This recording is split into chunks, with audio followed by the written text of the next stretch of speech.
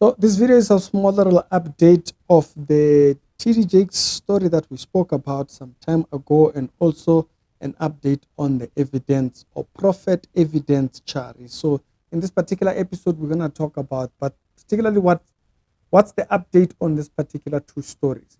Now, on this story, or on this particular video, it's just a way I just need to get a video out. I was supposed to do my half of the interview of Queen Kazega, and the audio was very bad. I spent a lot of hours on Promises One to get it out for her in time, but mine was also just as butchered. But time for another day. It's messing with my head. I don't need that. I would rather scrap the video. The video will come out, but the amount of time I've spent on that video, it's not worth my head. Okay, so give it time. When it comes out, I'm not gonna read too much of the comments because I know what people are gonna be complaining about the audio. We tried to salvage that audio. I had never used that particular mic personally, so I couldn't even hear that the mic was not even fine. But anyways, it's messing with my time. It's messing with my head getting videos done, and so shove it to the side and do other videos. The problem with the creative work is that if you stop, it completely hinders you doing any other thing. So I hated that video, one single video, has messed with my head that much. It's just not happening. It's not worth my head like that. It's the Reality Show with the daily Christian commentary videos.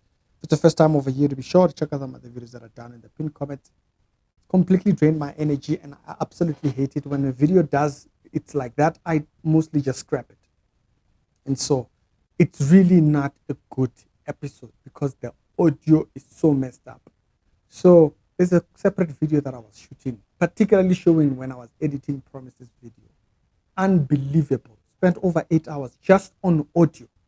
Unreasonable time. So I need my head, I need my sanity. So there's no one video that's worth that much. And so first of all, let's start with the update on the evidence Chari. So you guys would remember that evidence Chari was reported to have had an issue where he was fighting with a certain lady. We did a video, I showed you guys the story and all that kind of stuff. We're just talking about how charlatans are kind of like, Charlie business. Evidence actually then went on and did a video explaining the situation. I never spoke about that because I thought it was just a weird one, the things that he said. He claimed that, he had tried to arrange for them to actually get a financial plan around it, which was not actually qualified. And it was dodgement type of stuff, okay? Stuff that is actually not even legal. But hey, talking about legal with people like Abu Chari just doesn't make sense. But I didn't talk about that because I was still dealing with these other videos. I was working with this other stuff.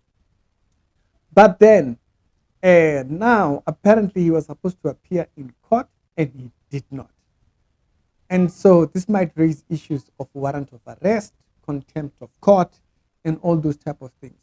Now, this kind of raises another topic around evidence Chari's situation. Because this is the story. He had borrowed this lady's car. So they were friends. He borrowed this lady's car. The car was still new. He crashed the car. Okay? And he promised to get her another one. Now, this was a very fancy car. Now, what charlatans, they like fancy things, be seen in fancy things. And that's what it was here. Man, them wanted to be seen in fancy things, and now fancy things have cost him all this type of problems.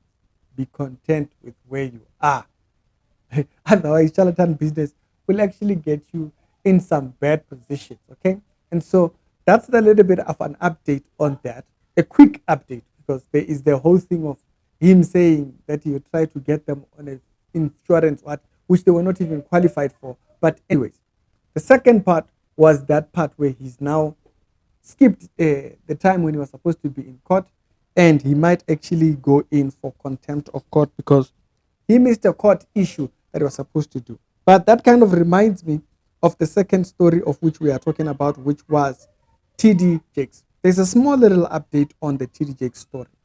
And TD Jakes, in my view, is an example of the things that happen when you are in the wrong space and in the wrong time. Now, this is not stuff you are likely going to see on the media space because people have PR teams that can scrap these things and remove it. The type of stuff that you are likely to see are things like this. Okay, that this was posted, I think, about today. Breaking barriers, TD Jakes Foundation and Wells Fargo invest $9 million in transformational community development. What? So these are likely the things you are likely to see. Now, I was listening to one guy who worked in PR, and he was like, "That's a classic. When they have a huge scandal that they're trying to brush under, they kind of flood the media with all kinds of good deeds and all kinds of things to kind of shove down the stories that are currently happening." So you are wondering, what's the update there? Now, you guys might remember that when we spoke about these messages that came out, particularly sent to Manasseh Jordan, who was a prophet, very popular, very much known. Now, we just got an update from someone who's close to him that Manasseh has actually filed his court case against TD Jakes. And there might be compensation that might actually be required in order for this particular situation to be dealt with.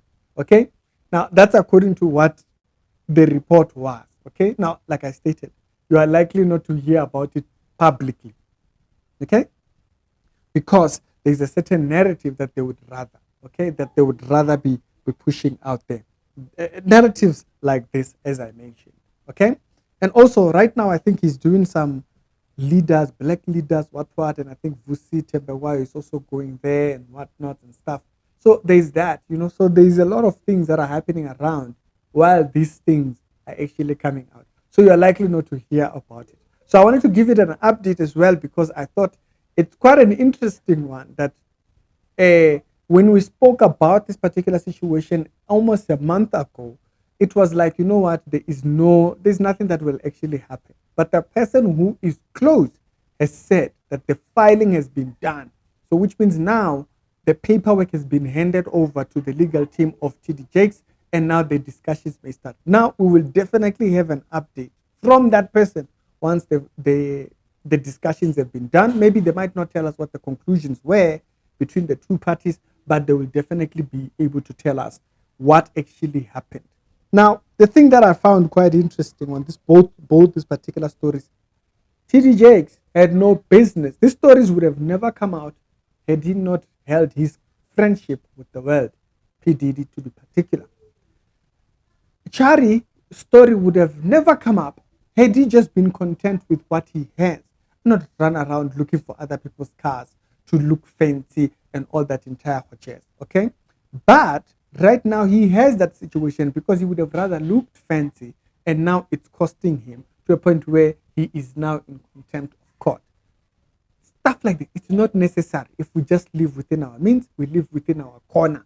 Okay, the Christian world is not a very, very big one. Okay, it doesn't, you don't necessarily go mainstream because mainstream does not like the truth, does not like the gospel, and so you will constantly be pushed out of sight.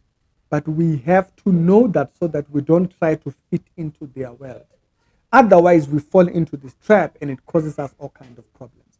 So it's the Rich Reality Show with daily Christian commentary videos. If it's the first time over here to the show, check out some other videos that are down in my pinned comments.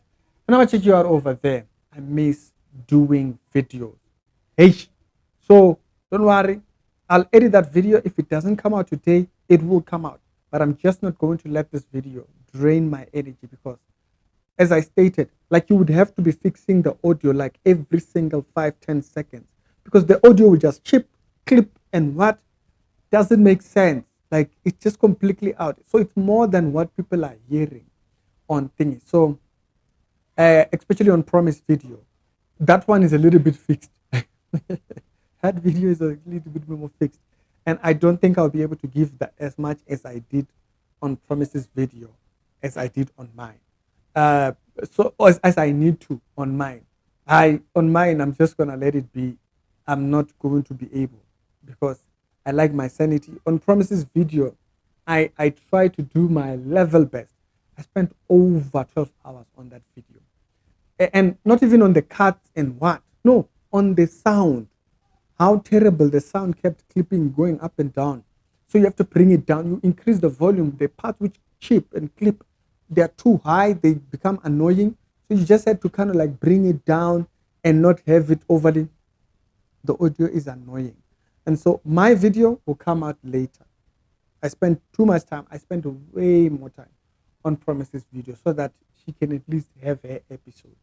Mine, it is what it is. And I'm not even going to read the comments because people are just going to remind me the audio is bad. Audio is bad. Yeah, there's a lot that goes on behind. And we put so much work on that video. I think that's the other part that's so discouraging. We put so much work in that video, on those videos being done, that we just didn't even have time. There was no time. We forgot the lavalier microphones. And so it was just that. It's a loss. It's a loss. It's Ricky. We're done here. I'll see you on the next episode. When my interview gets done, I'll bring it out. But it's Ricky. I'm done.